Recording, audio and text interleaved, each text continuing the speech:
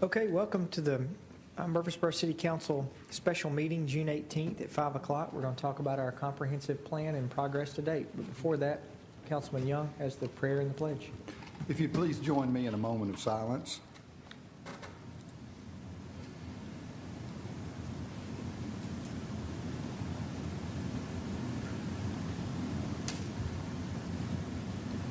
Amen. I pledge allegiance to the flag of the United States of America and to the republic for which it stands, one nation, under God, indivisible, with liberty and justice for all.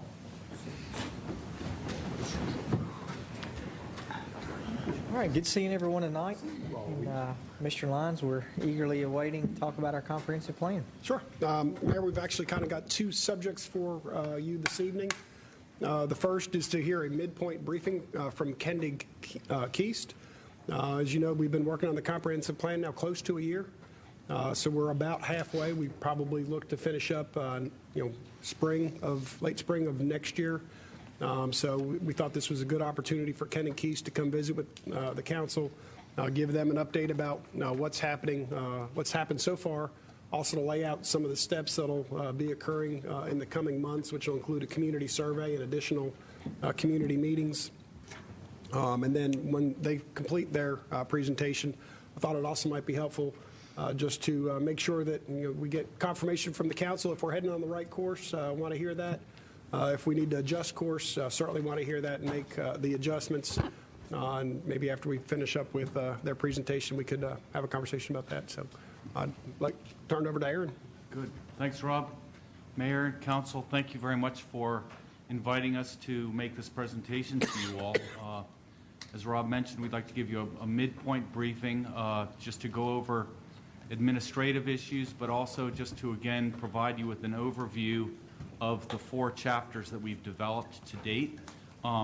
Before I begin, let me just introduce again, I know you've met all of them, but to my right is my boss, Brett Keast. Kate White is one of my colleagues, and then Greg Flissrum is also with us today. The last couple of days have been rigorous as usual. We've been focusing on economic development related issues. We've had a number of really interesting and informative meetings today, especially. If I can, I also wanted to recognize Mr. Greg Judy of Neil Schaefer. Neil Schaefer is one of our sub-consultants, along with Smith, Seckman, and Reed. Both Neil Schaefer's and Smith, Seckman, and Reed's help on this process has been invaluable. So I'm going to turn your attention to the screens where we'll provide you with a brief PowerPoint presentation.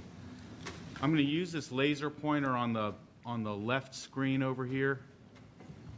It's kind of light. I don't know if hopefully you'll be able. Do you have screens before you as well? No. Okay. Very good. Not unless Good. you're just watching TV. You didn't get that. So this slide, I just wanted to show you reference the various plan elements that compose the comprehensive plan. To date, we have completed those elements that are in red typeface, beginning with Chapter 1, Planning Context, Chapter 2, Growth, Capacity, and Infrastructure. Then we moved to Chapter 5, Housing and Neighborhoods, and then we've just recently completed the first draft of Chapter 6, the Parks, Recreation, and Natural Resources, or Open Space chapter, which we presented to our task force last evening. Yesterday afternoon, Brett provided the Planning Commission with an overview of our land development code critique.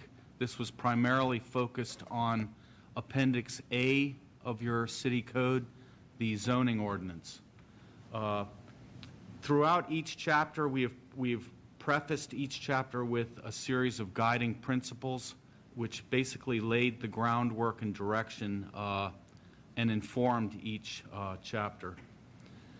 Tomorrow, we're having kind of a future land use workshop with some of you all, but also other department heads. But Greg Judy will be providing the first of 4 technical memoranda, which are part of the 2040 Major Transportation Plan, which is running concurrently with this comprehensive plan.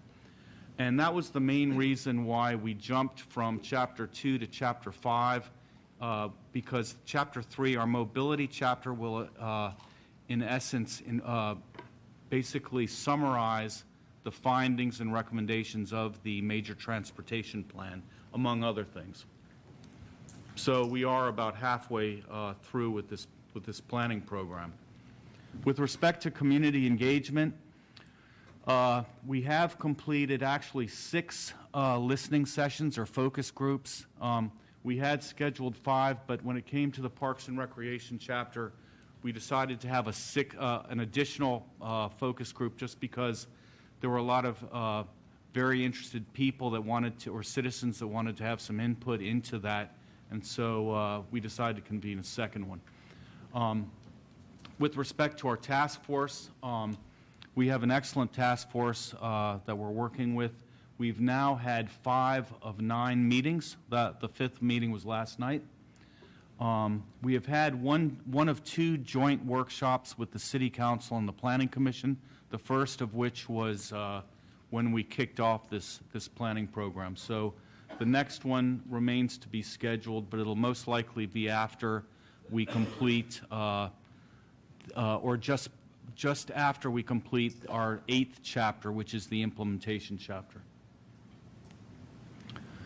We have had 1 of 3 community workshops, so we need to still schedule 2 additional community workshops to solicit additional community input and participation. And then we've done several, 3 of 6 outreach presentations. These have happened pretty much every time we've been to Murfreesboro to present a chapter. The Planning Commission public hearing will be after the completion of this assignment, where we will present the comprehensive plan in its entirety and hopefully get the blessing from Planning Commission to adopt the comprehensive plan, followed by a City Council public hearing. With respect to our more high-tech, media-driven public engagement, we did complete 5 months of the use of Mind Mixer, which was on our online discussion forum. We did arrange a deal with Mind Mixer to where we got an additional 3 months free, so we basically utilized that medium for 8 months of active use and got a lot of really interesting commentary from the general public, the citizens of Murfreesboro, which you will find within the chapters. We have sprinkled relevant comments throughout those chapters from your citizenry. And that actually, we had literally thousands of comments that we received, and that really got the attention of Mind Mixer because typically we just don't, and we use Mind Mixer in most of our plans, but we've never had the degree of community engagement that we've had with this planning program. Of the electronic newsletters, we've completed 9 of 17 e-newsletters. We typically send those out whenever there's something, whenever we're about to release something or invite citizen participation, that kind of thing. We've been working with your communications department on press releases that Mr. Browning has been providing. And we will be developing a community survey probably after the 7th chapter has been completed. So we'll be advertising that in the next several months. So that's about the extent of our community engagement. We've received a lot of it, and that's been by design. We look forward to additional opportunities to, again, solicit community input and participation. With respect to the schedule, June 18th, today, is we're providing you with this midpoint briefing. In August, we'll be providing you with the draft Chapter 4, Land Use and Character, followed by, in September, Chapter 7, which is our Economic Development chapter, and then sometime in November, we'll be providing Chapter 3, our Mobility chapter. In January, we anticipate completing the final implementation chapter, followed by the development of our executive summary, which we're kind of designing right now. So we're building into the executive summary relevant material that we're producing right now. This is a somewhat nebulous schedule. We're trying to expedite things so we can hopefully finish no later than February, March timeframe to allow for at least a couple of months for going through the adoption process. So just again, and forgive me if you all already recognize all of this material, this map represents our planning area, which includes the city limits as well as the urban growth boundary. In total, that represents a little over 115,000 acres. It might sound like a lot of acreage, but throughout the chapter, we've kind of made the point in developing counts of how much acreage additional land development is going to require. And at this point, as we'll talk about shortly, we envision that by 2035, if we continue on a kind of a business as usual growth pattern or trajectory, we're going to be looking at about a 1,500 acre deficit in the amount of land within the city limits. Within the urban growth boundary, we're looking at a little bit more acreage, but the problem is that there's significant environmental constraints. Depth to bedrock is a significant constraint. Yeah, there's like 3 feet or less depth to bedrock. There are plenty of sinkholes, particularly in the western portion of the urban growth boundary, steep slopes to the west and south. There are any number of environmental constraints that we're going to need to be sensitive to when considering development within the urban growth boundary. And of course, Public Chapter 1101 adds rigor to your annexation kind of policies or interests. So again, we've explained this in the past. We believe, and this is based on any number of data samples, but by 2035, you're currently at about or by the end of this year, we're projecting that you will reach about 124,000 citizens within the city limits. By 2035, we're projecting that your population will exceed 228,000 persons. So that's almost doubling your population. Your planning area, which is the city as well as the urban growth boundary, will reach 362,000 persons, making Rutherford County's population increase to a little over 500,000 people. So that's a significant growth over a short amount of time. We did finally agree on a vision statement last night, and this was drafted by Task Force member Susan Allen, who is with us in the audience tonight. It's a very succinct statement, and I'll just read it to you quickly. The City of Murfreesboro seeks sustainable growth that provides a vibrant economy, safety, affordability, and upward mobility for all its citizens while preserving our values, heritage, and environment. We think that's a very good, succinct statement. It's followed by a much more verbose mission statement that we drafted that remains kind of in draft form. We like to think that we can tweak this continuing through the process.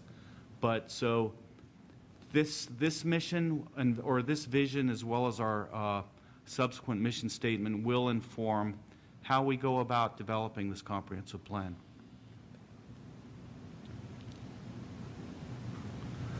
Just a few slides that I'm going to skip over Chapter 1 for the most part because it's basically providing the foundation for all of the subsequent chapters, so we cover a lot of that material later on in the chapters. But some of the more important anecdotal information, Murfreesboro's median household income is just a little over $50,000. You'll see, and it's hard to read on the screen, but you have this in your, of course, in your chapter, or in the various chapters that you have. But we did identify a number of comparison communities, 5 of which are within the state of Tennessee, and then the remaining 10 are in areas around the country. Some of the key selection criteria for those comparison communities included the rate of growth. We wanted to find communities that were growing as rapidly as Murfreesboro was, communities that did have a significant college presence and similar kind of demographic background. So throughout these different chapters, we have turned back to those comparison communities just to understand where are they in when it comes to, for example, housing and neighborhoods, or where are they when it comes to parks and recreation.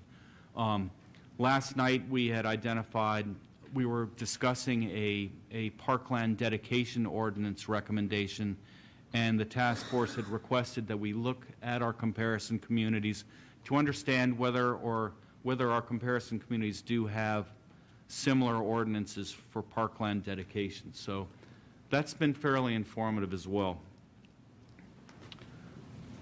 This is a map that shows how the city has annexed land and grown over time. Importantly, it should be noted that over the last 14 years, the city has grown by over 35,000 residents. That's significant. But the colors from light to dark represent the chronological order in which the city has grown. And I'll just take you through this on a periodic basis. But this shows over the last 15 years or so your annexation. I guess in the last 15 years or so, in 2004 you had annexed the greatest amount of land, and of course that tapered off during the economic downturn. And there are of course other state policies now that you have to adhere to. Oh, that's interesting. Something's wrong with the text on these slides. So, unfortunately, we have the population as well as the density, but there's something wrong with the slide. But this just shows how in 1817 you had a very small population and density of about 6 persons per acre, something like that. But slowly the city grew. This is in 1980. Certain policies with respect to the provision of infrastructure enabled the city to start expanding out in a non-kind of contiguous manner, which is why the city looks the way it does now. The city is composed of about 2/3 residential development and about 1/3 non-residential development. That's commercial, institutional, and other. You can see that the non-residential, the commercial development is mainly following your transportation corridors. This shows, and this came from a variety of sources, plus just reviewing any number of aerial photographs, and we had a lot of help from your planning department, but all of the olive green coloration represents land that is already developed within your city limits and urban growth boundary. So the remaining land, which is about 14,000 acres, if I remember, is in white, and that's, again, what's remaining. Even that land has some environmental constraints with respect to floodplain, that kind of thing. So we can't count on all of that land being developable. This is a map, it's a composite map of all of your environmental constraints with respect to wetlands, 100-year floodplain, steep slopes, shallow soils, depth to bedrock, 0 to 3 feet is what's in light green. Oops, hold on. I want to go show you something. The areas that are in light green, there you go. The areas that are in light green, those are all areas where you have very shallow soils, which makes sewage treatment exceedingly difficult. One of the challenges you're going to be facing in the future is whether you maintain a centralized wastewater treatment kind of program or a decentralized wastewater treatment program with respect to step systems. A step system typically requires at least 4 to 5 feet of depth.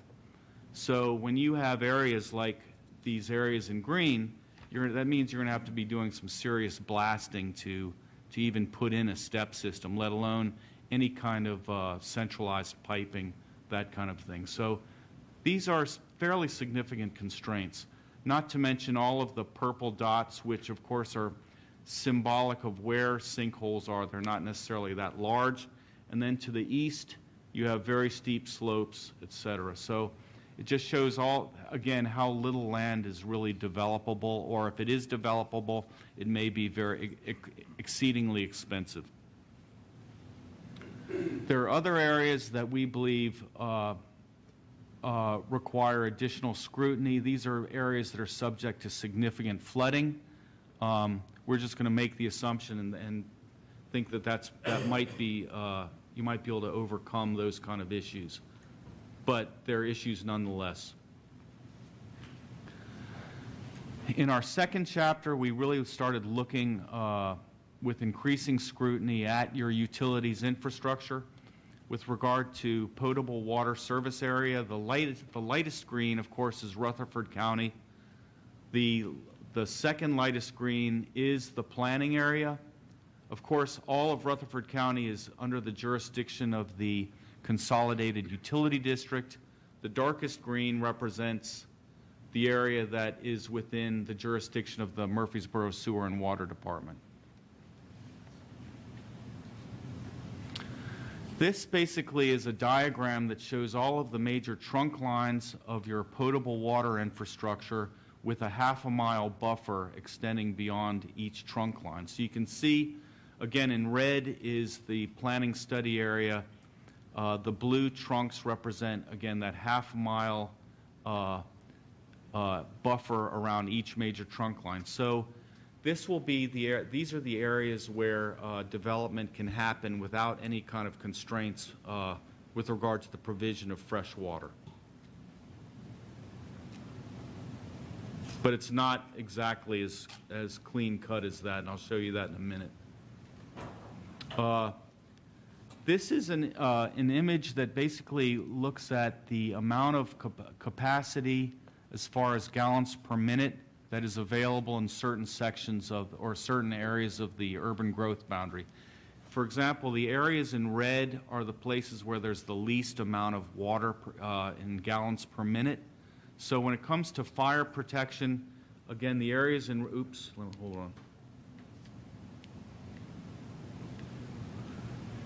The areas in red, such as the southwestern portion of the planning area as well as the northernmost portion, that's where the least amount of water capacity is. So those are probably going to be the last areas you're going to want to develop because it's going to take some time to get the requisite infrastructure in place to support fire protection in these areas. This is the extent of your repurified water program, the purple line. This will be one way of solving a significant problem, and that is what do you do or how do you get rid of your treated effluent? This is going to, again, become an increasing problem that may impede development at some point in the distant future. But the more this can be reused, because it is still a very valuable commodity, the more we can solve other problems like the fire protection problem. This shows the extent of your wastewater infrastructure, and again, we have Smith, Segment, and Reed had developed a half-mile buffer around the principal trunk lines.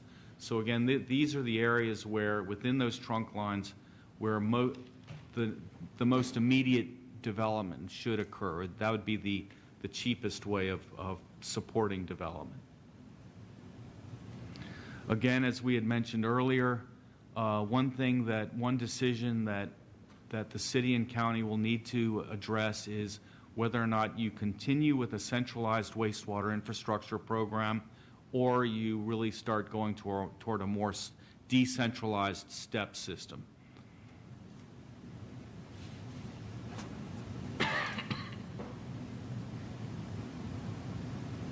The goal here ultimately, though, is this idea of one water, where basically water can be reused from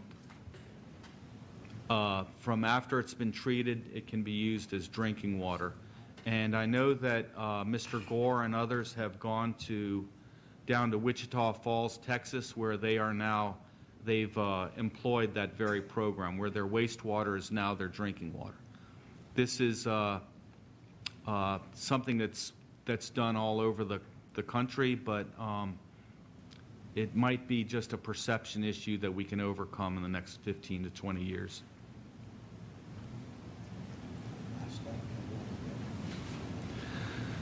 This is hard to see, unfortunately, but the planning area has been divided up into traffic analysis zones by the Nashville Area Metropolitan Planning Organization.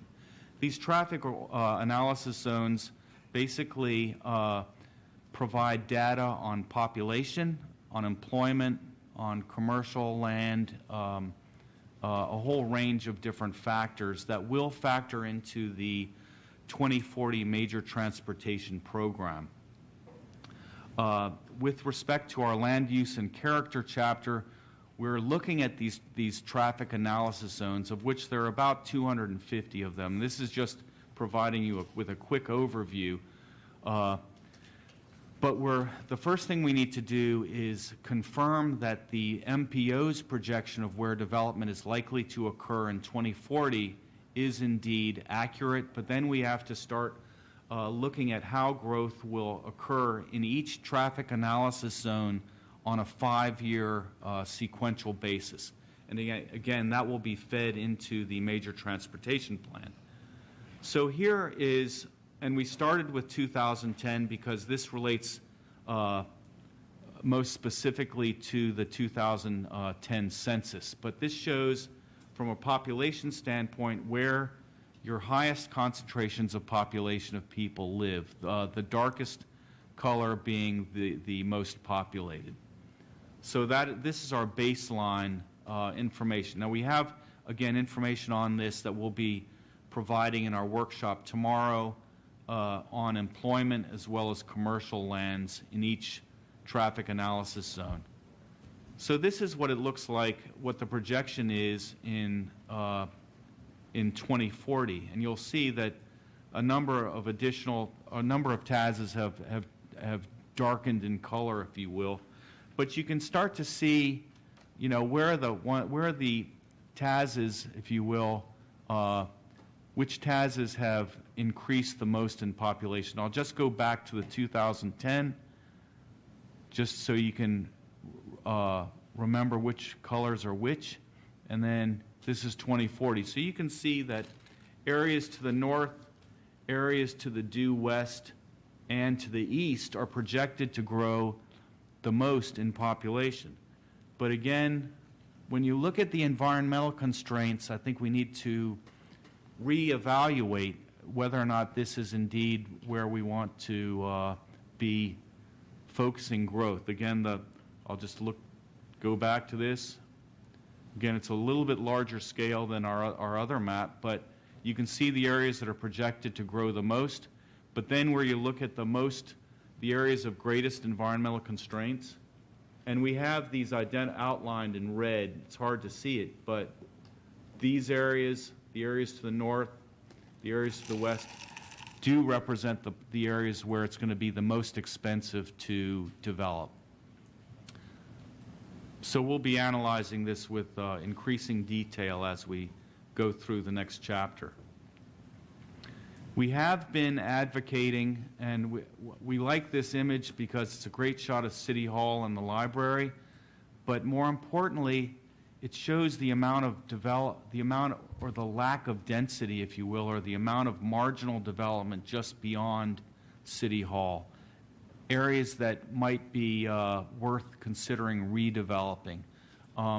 So one of the key recommendations we've made so far, and we're very interested in this, but trying to balance greenfield development, which is development on open land, with infill and redevelopment of marginal lands, just so you can increase the tax base and take advantage of the requisite infrastructure that's already in place.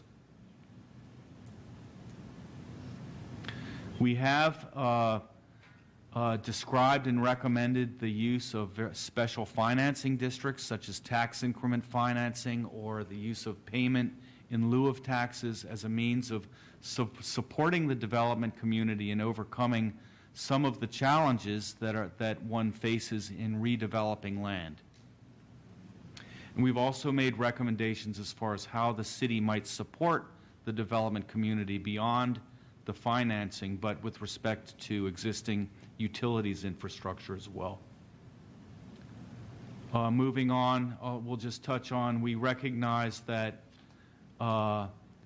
solid waste and your landfill has a shelf life of not very long. It's like 7 or 8 years or so.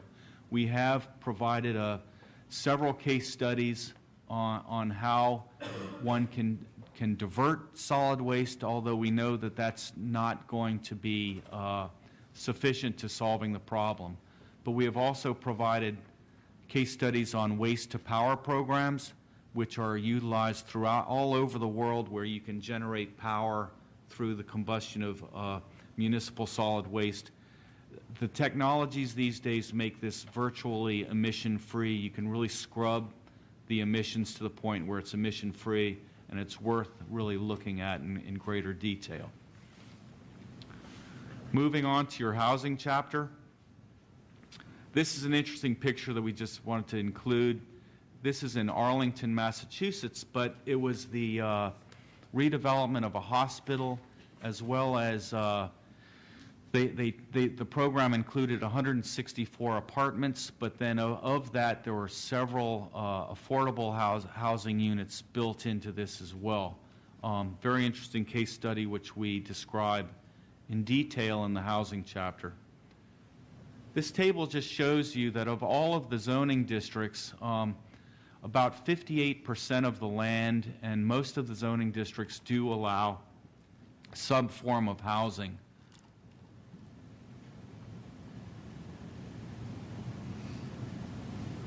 I just wanted to go over several national trends that we need to be aware of when we're thinking about housing. One, single-family housing is certainly on the decline, which is the blue. And this is basically a chart that spans from 1940 to 2010. But you can see that your single-family household is significantly changing. The green represents non-family housing. We have a lot more people that are interested in maybe not having children, maybe living alone. Your current housing stock might not be able to accommodate these new kind of interests.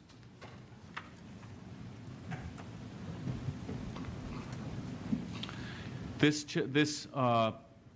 chart represents the average household size over the last 70 years or so. It has decreased significantly by almost one person. So your household sizes are getting smaller. The median age at first marriage is increasing significantly. Over the last 50 years or so, it's increased by almost 10 years in age. People are not getting married in their early 20s. They're waiting until their mid-30s and early 40s. This chart represents, and again, all of these are in your housing chapter, but the blue line is the most important, and that represents the number of single mothers or single women that are becoming mothers that have never married before and don't plan on getting married. So I guess what we're suggesting with, and this is the last one, this is the percent of households with one person. It's just increased significantly. So we're just using these national trends to illustrate that your demographic is changing. Your current housing stock basically is for a single-family household, but it's not necessarily accommodating individuals, young professionals perhaps, so it's worth really kind of taking seriously. Additional national housing trends, again, households, they're evolving to accommodate more individuals, empty nesters, and people who like to live in the city. Demand has fallen for new homes on the outskirts of most United States cities. We've found this in Houston especially, where people are no longer living, they don't want to live out in the outskirts of Houston. They'd rather live in the city. They're tired of the commutes. Gas prices are increasing. The suburban kind of living is a lifestyle that might not be representative of what our demographic is looking for. And there's this increasing preference for a blended neighborhood with a mix of houses and stores and other businesses that are walkable, within walking distance. People are getting tired of having to drive everywhere. This chart represents, and I'm sorry I can't read it in its entirety, but it just shows that over the last 20 years, I believe, 70% of your households have been constructed. So you have a very new bunch of housing. With respect to vacant housing, owner-occupied, renter-occupied, in 2014, about 7% of your homes were vacant, 47% were owner-occupied, and then 40% about 44% were renter-occupied. Which this is kind of we've been talking about this throughout the day. It's a very market-driven kind of consideration. So it is what it is. With transient workforces and that kind of thing, they need a certain amount of rental housing. But affordability is a significant issue. And it's important to underscore that affordability, of course, is variable.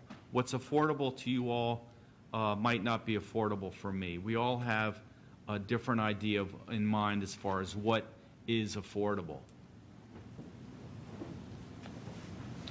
When you look at the numbers in comparison communities, Murfreesboro actually stands out as second out of 15 as being one of the more affordable places to live in the country. And again, affordability, the Affordability Index is an equation that evaluates median home value with median household income. Your median home value, you're fourth out of 15. At the time of the writing of this chapter, the median home value was somewhere around $176,000. We have received anecdotal information over the last couple of days that indicate that it has risen significantly over the last year to somewhere around $200,000 to $230,000. So that whole affordability kind of index needs to be reevaluated. It's further skewing, if you will. And here's actually a figure. As of May 2015, 50% of the 399 homes that were sold between $200,000 and $300,000. So that's a significant upward kind of departure from that 176,000. Over the last 5 years, this is just a map that identifies the areas of the city where most of the housing has been built. This is based on housing permits. So you can see, Of course, as you know, West Murfreesboro to the north and then to the immediate northeast. This shows the median home value again, with the darkest color being, I think that's $239,000 to $375,000. So again, that extending westward from Murfreesboro into the planning area.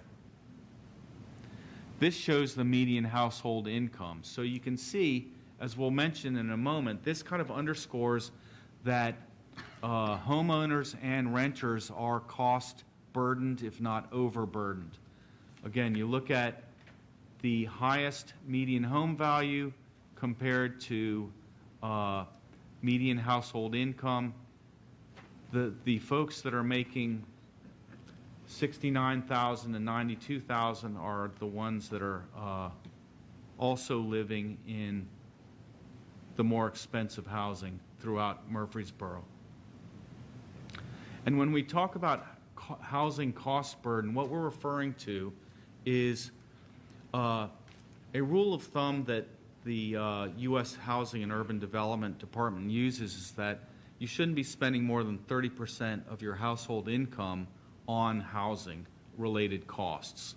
So we ran the numbers and basically found that homeowners in Murfreesboro, 29% of homeowners are spending $30,000 to $35,000, if not more, on household income costs.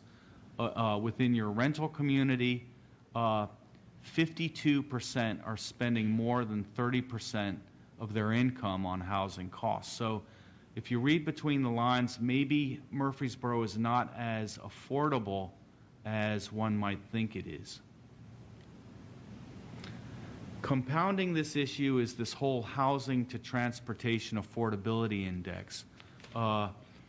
Typically, this is just another national kind of equation to consider, but housing and transportation costs should not consume more than 45% of one's household income. Above that, you're starting to cut into your disposable income where people cannot spend money in your community, et cetera. Interestingly, while the share of income devoted to the housing of transportation varies from one area to another, the combined costs of the two expenses are surprisingly consistent.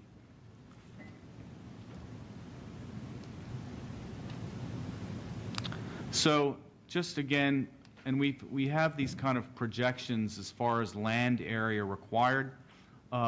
If we follow a business as usual scenario with respect to how we're developing our residential communities, again, here we have, by 2035, we're going to have over 111,000 persons.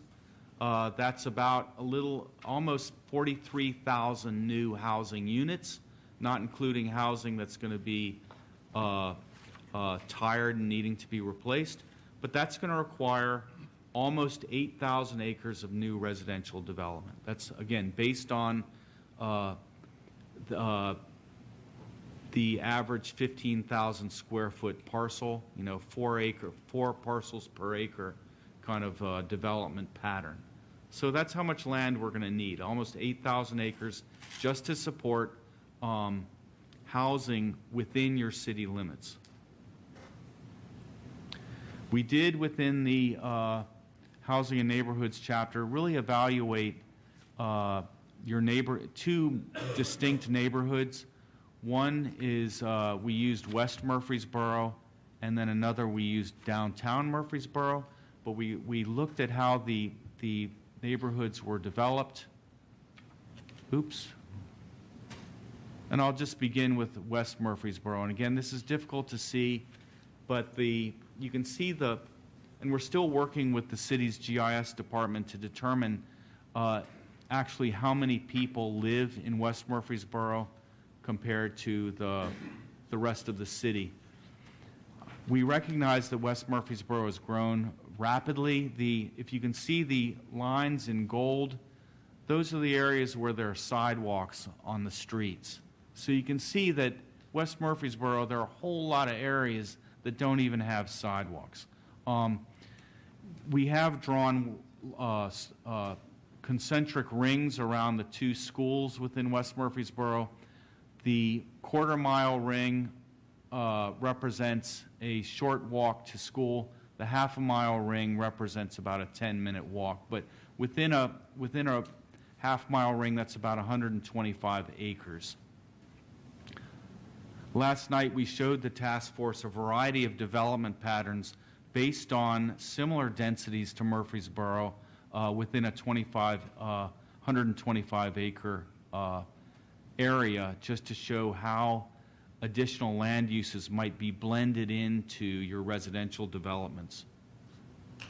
We also looked at, and let me just back up and just mention that we also looked at Section 8 vouchers, and of those there's one in West Murfreesboro. So we had been considering recommendations of how can we further incent the development of affordable housing throughout Murfreesboro. We also looked at downtown Murfreesboro. Here, it's much denser. Your parcels are smaller. You have a much greater diversity of land uses. There are a whole lot more sidewalks throughout this area, a lot more parks, green space. So we're just pointing this out, as well as when it comes to connectivity and accessibility. When it comes to West Murfreesboro, there are principally about 5 points of ingress and egress out of West Murfreesboro, which is only leads to increased congestion. Compared to downtown Murfreesboro, you have multiple points of ingress and egress into these areas. We have identified, we have identified a series of housing prototypes that are dignified and might be appropriate for consideration when it comes to affordable housing. In 1929, there was a planner in New York City named Clarence Perry. He had developed the neighborhood unit concept, which basically, again, took this 125-acre concentric ring, which represents a half-mile radius from the center, and developed this idea that a neighborhood should be encompassed within this half-mile radius. And each neighborhood should only be large enough to accommodate one elementary school, as well as a park, civic space, and commercial space as well. So we would advocate that maybe this is a development pattern that might be worth looking at in greater detail. We'll summarize briefly, and I know we're going on a little bit long here, some of our findings with respect to parks, recreation, and open space. Some of the key issues that we had identified early on. How can the costs of parks be more equitably shared among multiple constituencies? Right now, for a variety of reasons, basically the city of Murfreesboro is supporting the entire planning area when it comes to the provision and operation and maintenance of parks.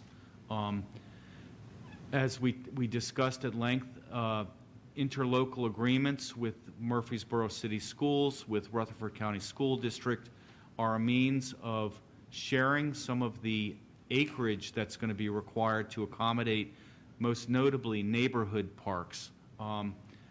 But partnering with Rutherford County, they're not in the parks and recreation business, yet a large portion of our planning area is in the county. Item number 4, and I'll just jump down, we're looking at by 2035, and we talked at length about this last night, but we're going to need about 2,000 additional acres of parkland and facilities to support a population of not only the population within the city limits, but the population within the urban growth boundary, which is, again, about 337,000 people.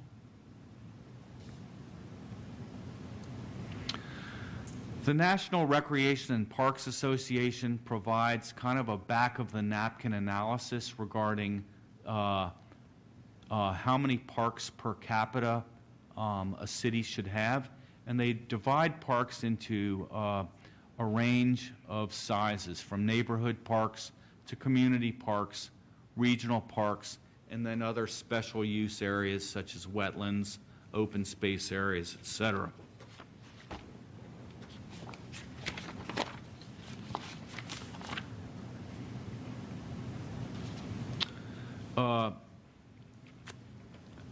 In analyzing the city's parks department, or parks system, we have found that while there is an abundance of community parks, there is a significant deficit when it comes to neighborhood parks.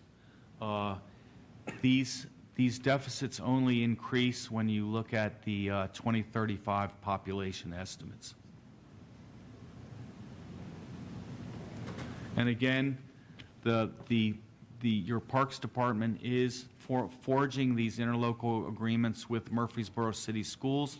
There are some constraints, of course, associated with that, whereby people are not going to be able to use city schools property until, after 5 o'clock. But it represents a piece of open space within your neighborhood. So these interlocal agreements are going to be very important in trying to accommodate the sheer area that's going to be required when it comes to accommodating parks. There are several maps in the chapter that show the distribution of parks as well as the distribution of schools within the planning area.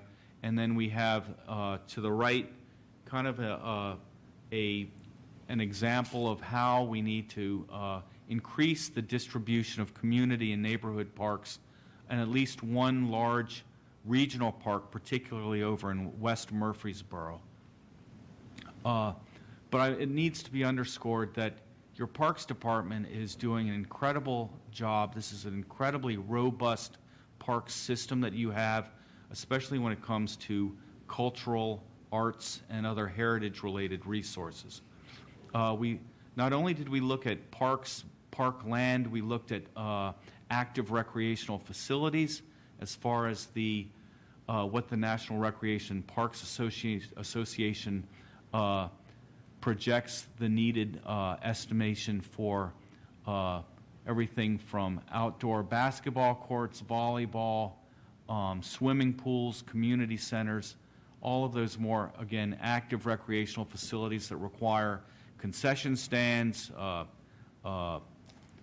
parking areas, all that kind of thing, and those numbers are there as well. But in total, we're looking again at not only the need for an additional 500 acres within the city limits for parkland, but an additional 407, not within just the city limits, but I beg your pardon. Yes, within the city limits, it's 500 acres of additional needed parkland and additional 477 acres of additional area for needed facilities, tennis courts, football fields, community centers, etc. Within the lands outside of the city limits and within the urban growth boundary, we have projected a need for an additional 873 acres of needed parkland. We have not yet done the facilities calculations, but in total, we're looking at, as I mentioned in the beginning, of about 2,000 acres of needed parkland and facilities. You do have a very robust greenways and bikeways, blueways program. When it comes to extending that program, we had suggested in Chapter 2 that maybe the areas that have the greatest environmental constraints when it comes to development are those areas where you might be able to link neighborhoods through a system of greenways and open space, so something worth considering. We have made a number of recommendations throughout the chapter as far as additional areas that might be redeveloped. One area in particular that we referenced in Chapter 2 and Chapter 6 is the Murfreesboro Bottoms. Mr. Sam Huddleston within your engineering department had illuminated to us early on that there's a creek that's almost 2,000 feet long that connects Murphy's Spring with Lytle Creek. It's called Town Branch or Town Creek. That's it was put underground many years ago. Well, there might be opportunities to daylight that creek, and in doing so, create an extension from the Cannonsburg Village Lytle Creek trailhead down to your Murphy Spring and Discovery Center, extending on to the Patterson Park Community Center as well. So some very interesting redevelopment opportunities abound within West Murphy, or the Murfreesboro Bottoms. We did identify there's a planner and educator named Dr. Richard Florida, who has suggested that we are, one of the questions he's asked, and he's written a number of books on the rise of the creative class and other books, but in a world where people are highly mobile, why do they choose some cities over others, and for what reasons? And I think we've tried to make the case that with an increasingly informed constituency, they want to live in places that offer more authentic experiences, more places where they can recreate, recreational trails, that kind of thing. So it's an emerging group of people that you're definitely going to want to tap into with the right kind of resources. But there's a discussion in the chapter about that. The Parks Department is not only involved in just operating and maintaining parks. All of the arts and culture-related venues, or most of them, are also under their jurisdiction. We've tried to make the case for how improvements within the city, as far as maybe the development of an arts district, recognizing and marketing the various cultural, historic, and heritage-related assets that you have within your community, can be a significant economic development kind of piece, and how promoting those arts and culture can build not only artistic capital but social capital as well. Our concern, though, is that because of the rate of unmitigated growth, as you see on the left side of the slide, that's the 2011 Rutherford County zoning map. As you can see, it's not overly colorful. It's like orange and yellow, moderate and low-density residential housing. We would suggest that this fails to acknowledge not only the environmental resources, but it could stand to threaten the cultural and heritage resources that you have at your disposal that are worth preserving, maintaining the integrity of those resources. Oh, so that's it. So that's where we are at this point. Again, we'll be coming back to you in a little over a month or so to present our land use and character chapter. But this is kind of the trajectory in which we're going. We're happy to answer any additional questions that you might have. And we look forward to hearing from you all whether you think we're going in the right direction or whether we need to pause and maybe back up and change our course a little bit. So thank you very much.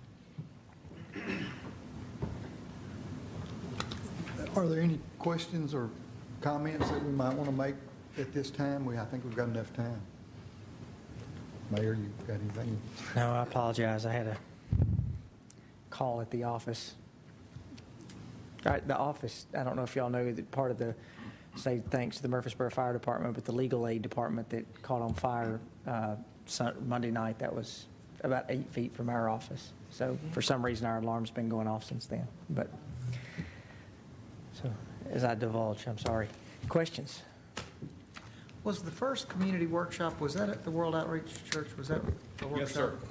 And I think it's really important that we move, if we're halfway through the program, that get on the calendar if it's not already there. We've got more to present now, and I think the community workshop could be really helpful at this point so that we start moving to the finish line. we have the community along with us. That could be a real important meeting. I don't know if you set a date or look into that date, but I would encourage you to get that date on the calendar. Our intention, council members, is to have our next community workshop associated with the delivery of the draft land use chapter, and then the third workshop will be when we begin to prioritize our strategies and recommendations. So we'll want to get some community input on that as well. But duly noted. So at the end of August, 1st of September, somewhere in that frame? Yes, sir. That's right. And that really is a strategic decision, that future land use map that tries to draw a picture about what land use is going to look at in the future will generate a significant amount of interest, in the idea that we can get that drafted to show to the community was certainly a strategic choice. But we agree with you, Mr. Shacklet, to continue to engage the community and get them involved is very important. I was going to say, one of the things I find interesting in this is the perception that we have now that we can just keep spreading out and spreading out and spreading out. And density is the opposite of sprawl, and sometimes it's hard to convince people of that. But I think you made a very good point about that in your presentation, and that's something that we're trying to work on. And sometimes you got to just change the mindset. And as Mr. Tilley mentioned, at the end of this process, there's going to be an implementation chapter and workshops. We've got several hundred pages in the draft chapters already, with more to come. And one of the things you'll see, there's strategies, initiatives, action steps, and there's, I have not added them up, but there is a lot of them. But I think one thing that's important, I know I mentioned it when we set this meeting, there are ideas to get us to imagine, to think, to be creative.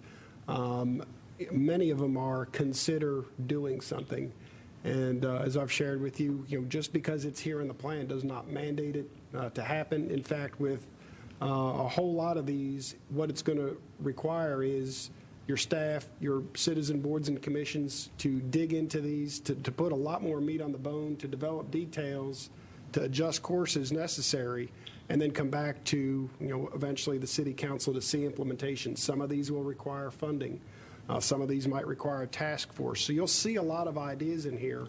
But at this point, their ideas to put them, into a funding status, into an action status, and to an approval status is going to require the approvals of some boards and commissions, of ultimately the city council in most cases. So, just because it's here doesn't mean it's something we've got to do. It's also a 20-year look. Some of these issues may not be relevant to us or a need right now, but in 12 years they might be. In 15 years they might be, or they might be in 2 years. I kind of will add a little bit of that. Is just that, last night you said it, and tonight you said, trying to get an idea of sort of here's where we are, this is the direction we're going, and then, give us some input, and if we're going in the wrong direction. I guess I'm struggling with it a little bit from the standpoint of, most of this stuff seems to be data. What you just went through was primarily just a lot of data points. There are some recommendations or some ideas. I don't know if I really call them recommendations, but I guess what I'm, if there are a list of these are the directions we're going, I'd love to see that so that we can say no or yeah or let's go a different direction. But otherwise, I don't know that I could tell you to change direction on the fact that we need 873 acres of parkland. There is no direction there. We would either agree that we probably need some more parkland or we don't.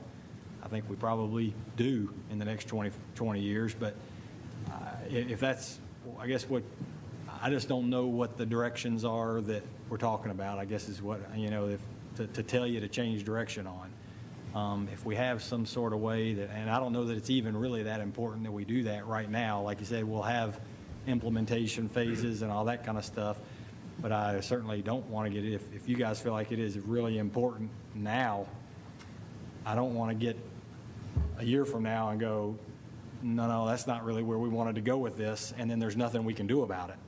So I guess if we can put this into a context of, here's some directions we're going, in the next year, we're going to be building a lot of things based around X, Y, Z paths. Maybe that would be helpful for us to look at that and go, I don't know, or yeah, it looks great. Just to respond to that, I appreciate your point.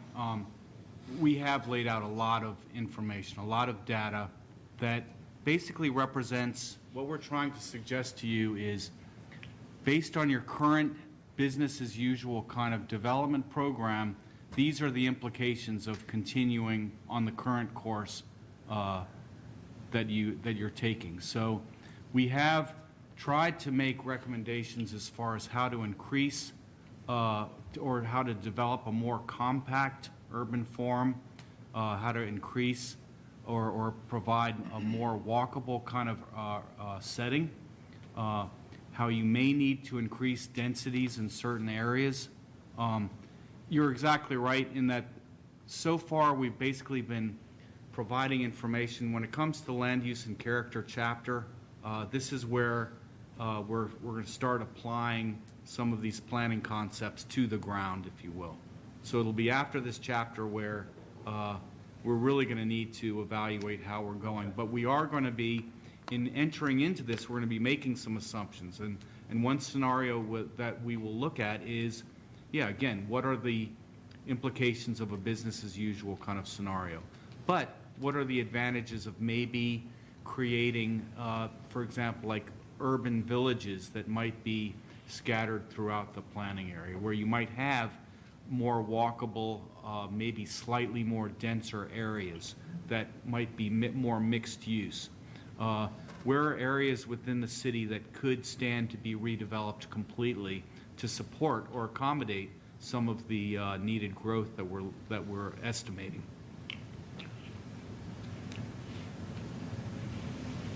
I'll say I appreciate all the data that you've given us because it's a ton, and you can tell there's a lot of work that has gone into this. The one thing I kept noticing last night and somewhat questioned is in the presentation or the package that we've received, it says that Stones River National Field has 132 acres of special use or basically passive park resources.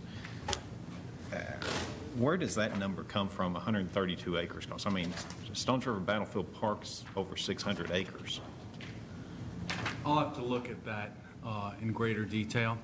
Okay. I thought the same thing when I saw that. I was, Well, I mean, I see it's not using the cemetery area maybe as considered, a Just- burial ground type thing that wouldn't be usable. Maybe it's a park, Right. considered park area. Well, your But that's a greenway, very small portion of it. right? Your greenway system alone is at least 100 acres in itself. So we'll take a look at that and either further clarify that or change that number.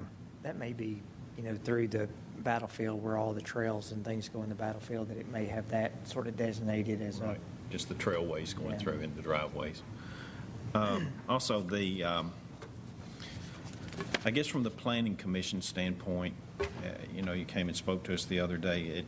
It's going to be interesting to see when we tell developers how they need to develop their property, what their response is going to be, because certainly property is zoned, and whatever it is that falls within that zoning, they have the right to build. And it's very difficult to tell somebody that, no, you're not going to build it.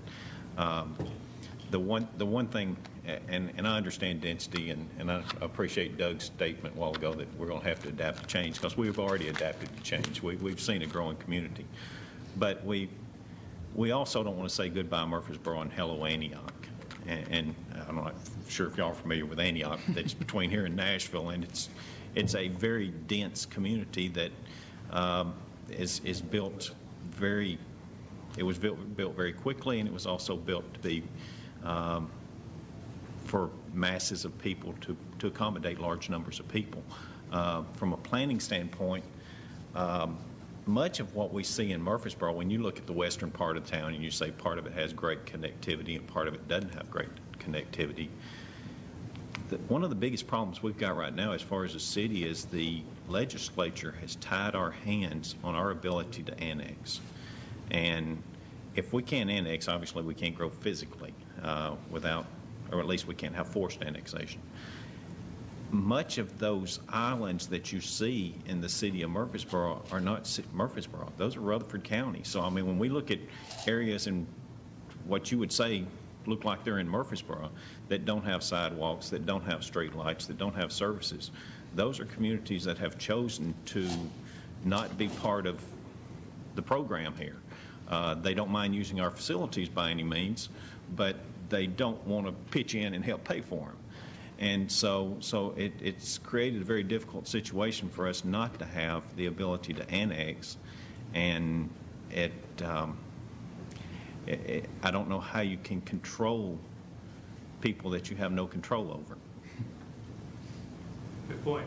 With respect to your initial comment on, telling developers how they're going to develop, I think the whole philosophy behind this is that we don't, write regulations and tell them this is how you're going to develop it. Rather, we give them options and we can build incentives into it. And it's their choice. One part of the development critique we laid out the other day with the Planning Commission was to say we can make more development options possible by right within the districts that you have, so you don't have to have as many districts, or you don't have to rezone to do from one thing to the other, giving them more options of what they can do, and then you can use density bonuses and other things.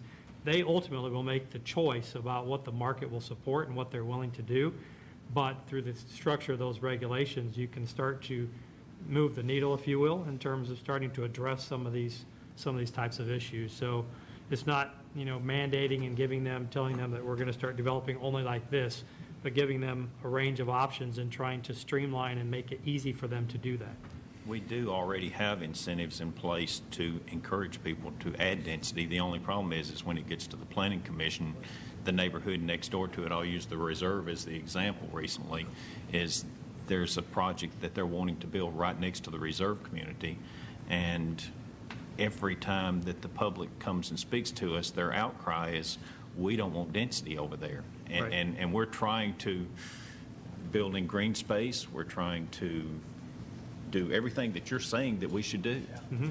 And the outcry from the public is, it's okay, but not next to our neighborhood. That's right. And that's a difficult, if it's a political issue, it's a very difficult one to balance. But even more than that, from a what's best for our city standpoint, if you're doing things that your people really don't want you to do, there's something inherently wrong with that as well. So, and I understand that there are people in Murfreesboro who don't want Murfreesboro to change. I think it's inevitable that it's going to change. But, we're seeing population growth or movement from the north heading southward across the country. It's not unique to Murfreesboro. But recently I've noticed that we have a lot of people coming here from California and Atlanta area because of crime situations that they just are trying to escape. So the livability and the quality of life, I think, is one of our real selling points. I mean, as far as economic development, I think that we're really struggling at attracting white-collar jobs because, I mean, when you look at our community, there's just not many of them here. In your calculation, did you,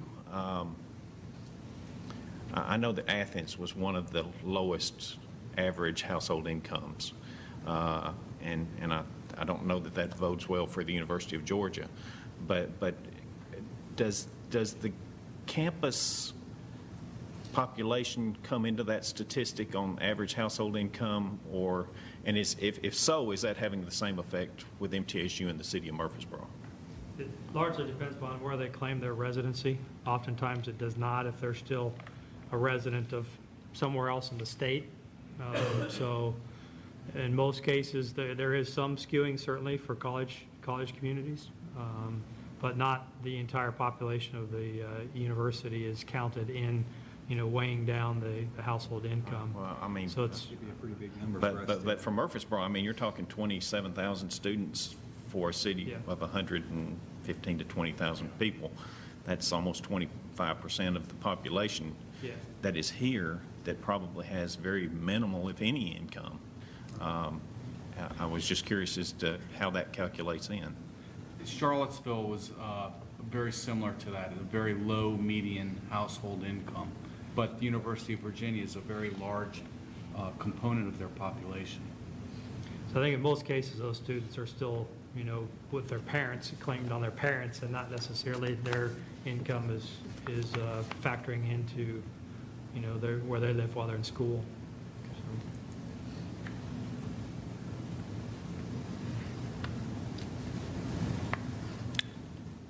Will there be something, when I've been reading through these chapters, and I'm much like Rick, that I'm trying to tab, okay, I've got this, underline this. And so you end up having, 45 pages of notes. But will we get to the point to where we almost have like a summary of, okay, Parks and Rec, here's,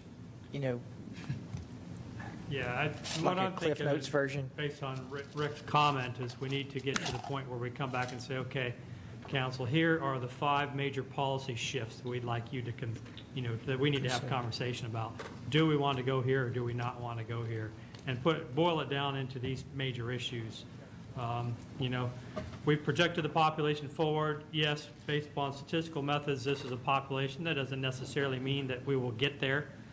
Who says that we have to get there? If we don't have the land to get there, if we could choose to continue to develop in this manner, then so be it. That's a decision. So I think we need to really start, a lot of these things, like you said, are, projecting what your needs are, and then it's figuring out, as Aaron says, when we get to the land use chapter, can we and how do we meet those needs, in terms of additional parks and greenways and, population and employment and all those types of things. So things are going to come into clear focus, particularly with these next couple chapters. But what I would like to suggest is we come back and say, we really need your direction and guidance before we proceed on here of, here's the crux of what this whole plan is, and we need your guidance as to how we want to tackle it. And it's similar to what you're proposing to do with developers. Propose to us, here's the smorgasbord of options that you have set in front of us, and which is part of you weight the planning process heavily on the front end by just gathering data. You got to know where you are before you can decide where you're going. So that's why it's heavily weighted with facts and statistics at this point in the process, because we've got to know where we are. And I would think, the fog is going to clear, and the direction, if we move in the final half, particularly I'd say the last quarter of this process, we're going to start directing and focusing more on where we're going to be. So there's a lot of work that's been put into the front end of this to gather the data, but let me tell you, the real work is on the end of it when we start saying, we break this elephant into one bite at a time and start saying, we got to chew on this one first and then chew on this. And it's going to take each of our commissions, each of our boards, to identify within this plan what is their responsibility. The Planning Commission, the Parks and Rec Department, each of them visioning what they perceive as their piece of the elephant that they're going to, that applies to them, and then tasking jobs and individuals to move forward and make recommendations back to us. So this is really just setting the table for what action that's going to be required of us in the future. So because it doesn't really give us exactly what we need to do, or a choice of A, B, or C right now, knowing a little bit about the planning process, realize that it's okay for it to be where it is right now, but that we've got a lot of work ahead of us. Indeed, and especially after this plan is hopefully adopted, that's when the real work is going to start taking place. But in the final chapter, we are going to be taking all of our strategies and recommendations and working with you and the Planning Commission and your citizens. We're going to begin to prioritize those recommendations into an action plan that can be implemented over a 5-year program or a 5-year time frame, and then a 10-year time frame, as Mr. Lyons mentioned. A lot of these recommendations you're not even going to be able to begin to think about for another 10 years or so. Certain other things have to happen before those recommendations can happen. So we will be working with you to develop a kind of a strategic plan forward in developing an action program around these various strategies and recommendations. And it is challenging because even with the best laid plans, there still could be, heaven forbid, a Nissan closure. Let's say they close the plant and all of a sudden Murfreesboro turns into a situation of what Detroit's experiencing, where the jobs are leaving and so heaven forbid that happen. But I mean, even with all this planning that we do, I know the uncovering of Town Creek, we're already implementing that. We've got the engineering study underway. But it's with the developers, I'll go back to them again, because in the picture you showed us of City Hall and the area behind it that shows room for development, there's already multiple developments before the Planning Commission that fall within that picture, within that photograph. And and they're happening. Now, the drawback side to it is car washes and warehouses aren't what we foresee in the future plans of that area. If I think your vision and my vision coincide as to what that should be developed into, but because of how it's zoned currently, that's what people are Get what you asked for. constructing today. I mean, and in the near future. So we have to we have to educate and make sure that they understand what or come up with overlays or something that will start changing the ideas of that area so that they understand that if you're building something in that area, it's going to be held to a different standard than what it currently is. And but I appreciate the data that you've gathered. I think you've done a fantastic job so far. Me too. Well, one thing, we certainly appreciate your scrutiny of these chapters, and where there might be some inaccuracies or inconsistencies, please point them out to us, because we want to make sure that this is as accurate a plan as possible. So. Mayor, one of the other things I've been talking to Ms. Moody, now that she's on board as another assistant city manager, to continue to provide information to the public about the comprehensive plan. We've got some work to freshen up our website.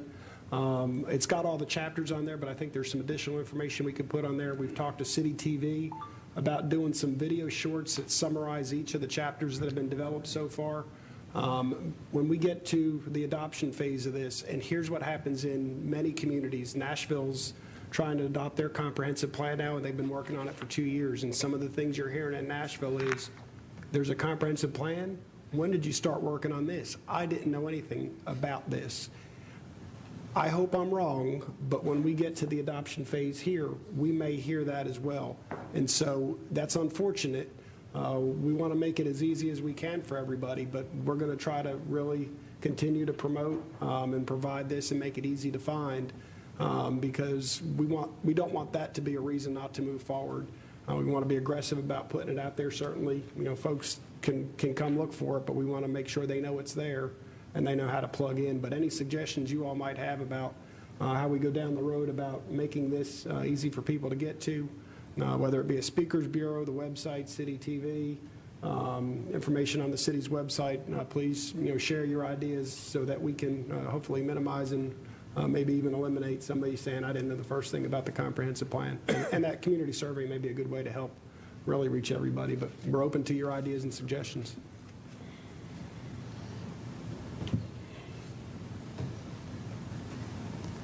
Okay, any more questions? All right. Any other thing to talk about with the comprehensive plan? I believe so. Appreciate their hard Okay. work. They've been great to work All right. with. We'll close the special meeting. Did you say something? Oh, I'm sorry. Did you have something there? Okay, He's probably, Just thank you very much this has been a great conversation. We appreciate your audience. okay, all right. We'll stand adjourned.